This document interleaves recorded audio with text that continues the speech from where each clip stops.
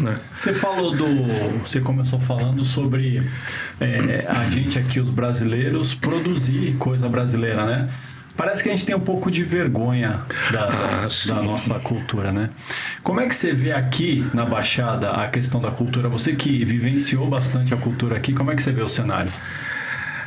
Cara, assim, eu tenho uns amigos que dizem que eu sou do Esquadrão Suicida porque eu não consigo não criticar as coisas se eu acredito que elas estejam equivocadas, né?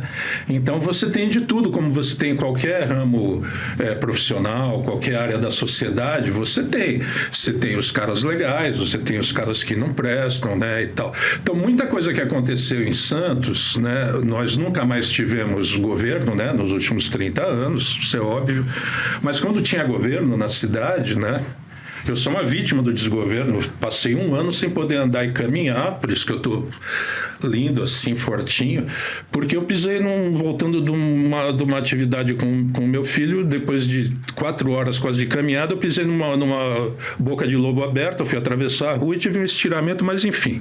Isso se reflete quando você não tem governo, obviamente, em todas as áreas, mas também na cultura.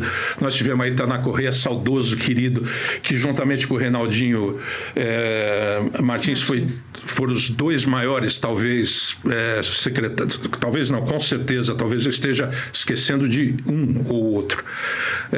Eu vivenciei, fui muito feliz de vivenciar essa época que eles foram secretários de cultura e que você tinha um projeto para a cultura, né? Projeto real. Eu tenho a honra de ter feito parte da equipe que trouxe o Circo Marinho para cá, que era uma ideia do Taná, por causa do Circo Voador do Rio de Janeiro. Aí o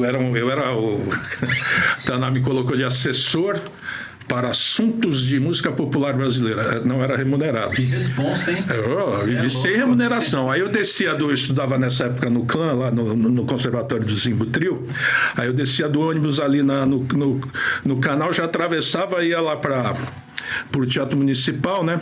Então a gente trabalhava com muito gosto e vimos o reflexo disso tudo.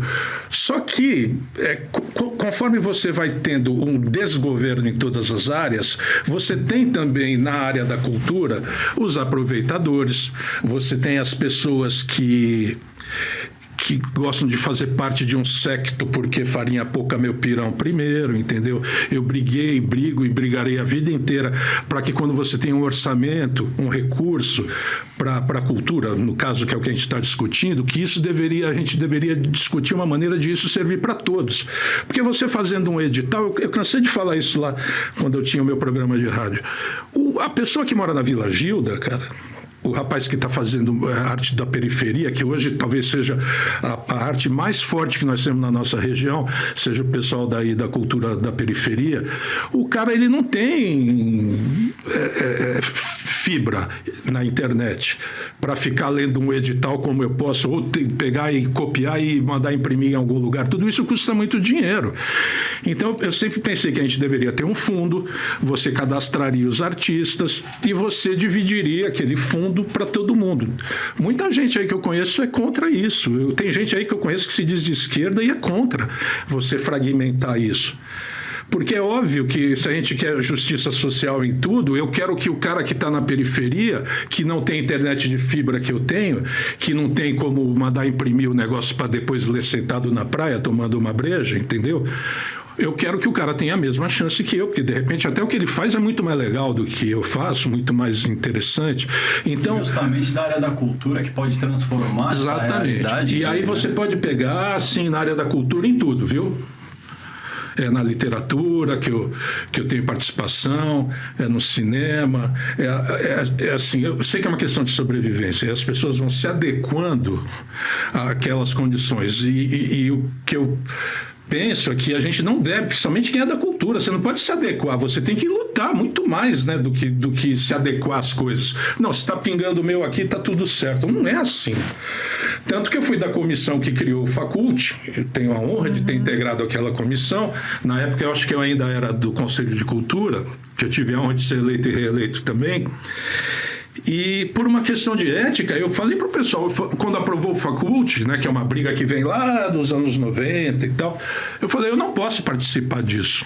eu fiz parte da comissão do Faculte. Eu não ia me sentir bem se eu fosse lá escrever um projeto. Tem gente que pensa diferente, né? E é contra isso que eu estou dizendo. Tudo bem. Só que, para mim, ética é um caminho, né? Não tem desvio. E eu falei, eu não posso fazer parte de um negócio que eu era da comissão que aprovou a coisa. Que aprovava. Daqui um ano, né? No próximo, no segundo, beleza, aí tá tudo certo, né? É aquele negócio senão fica aqui nessas portas giratórias aí. Sai do BC, vai para o mercado financeiro, sai do mercado financeiro, entra no governo, né? Não pode. Revolving door, né? Que eles chamam lá. Inclusive aprovar projetos, né? Os projetos que... E tem uma dificuldade também que a gente não pode querer que todo mundo tenha o mesmo grau de intelecção, né? Porque o cara passou por uma universidade. Tudo bem que as pessoas mais analfabetas e estúpidas que eu conheci na minha vida, todas sem exceção, tinham diploma universitário, né? Ou tem, né? Mas assim, é difícil, porque o cara tem uma vida desgraçada, o cara trabalha. Então não é tão simples assim. Eu leio vamos ler o edital, que é cheio de meandros, é uma coisa chata, né? Burocrática. Até tem que ser mesmo, porque você tem que coibir já na entrada um monte de coisa, né? Eu fui aprovado lá para ser avaliador do Cultura Viva 2, é muito mais denso ainda. Eu consegui aprovar 2 projetos na Lei Rouanet, olha...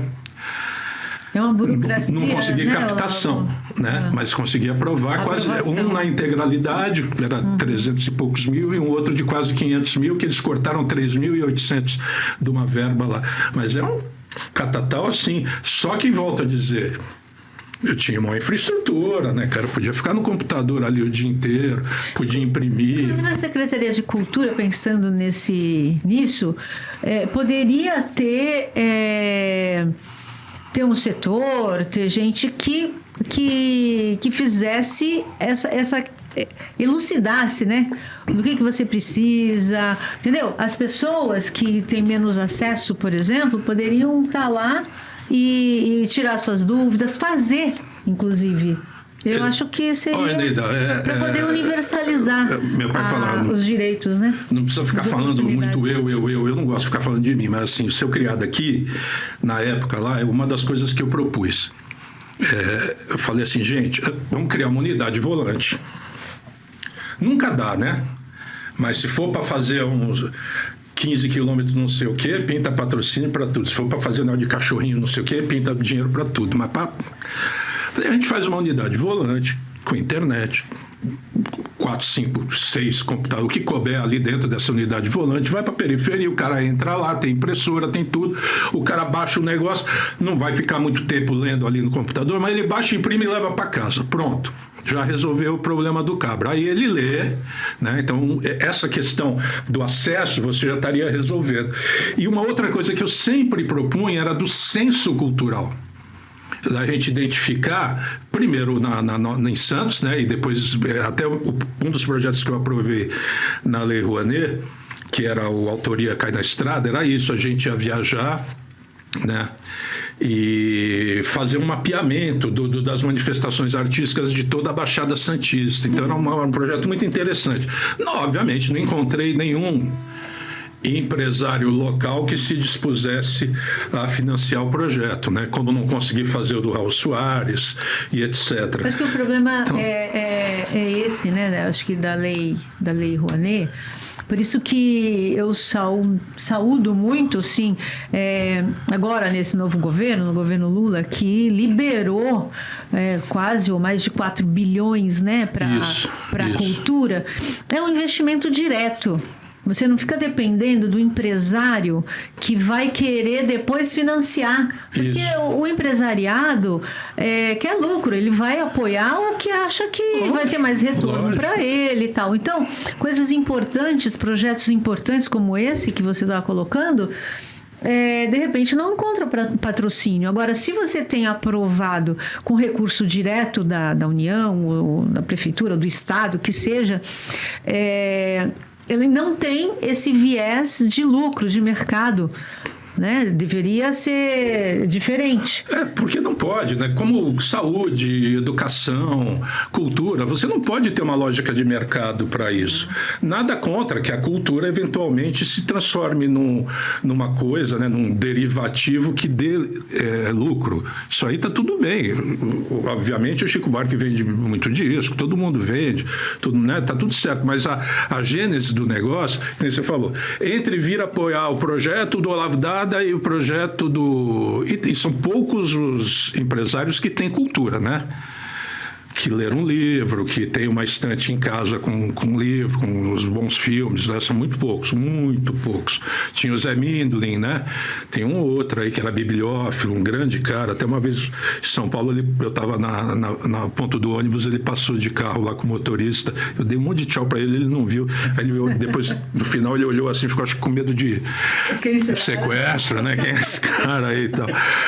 Então, os caras não se interessam. Então, se nascer você tiver um aporte que todo governo faz, isso não é negócio de governo do Brasil, não, coisa de comunista, de petróleo. E era o que mais me doía nessa época recente, aí, nos últimos 6 anos, vi um monte de gente, geralmente, sabe aquela senhorinha ou tiozão que escuta, pega aquele negócio no Zap Zap e Rouanet pra lá.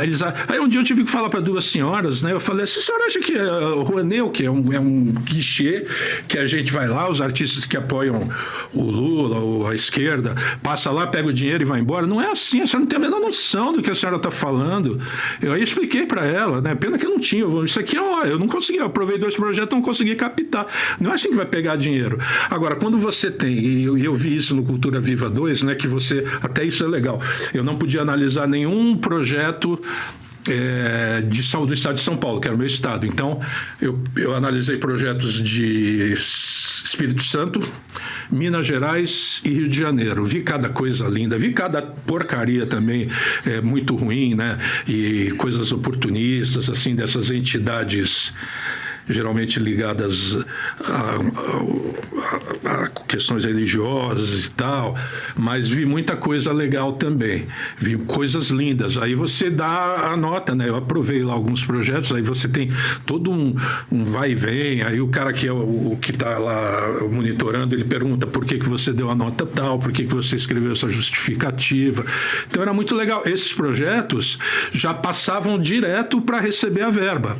Não tinham que fazer todo aquele corre da Lei Rouanet. Bastava você inscrever. Foi uma revolução aquilo, viu? Gilberto Gil e Juca Ferreira, pela madrugada, aquilo foi uma das coisas mais maravilhosas.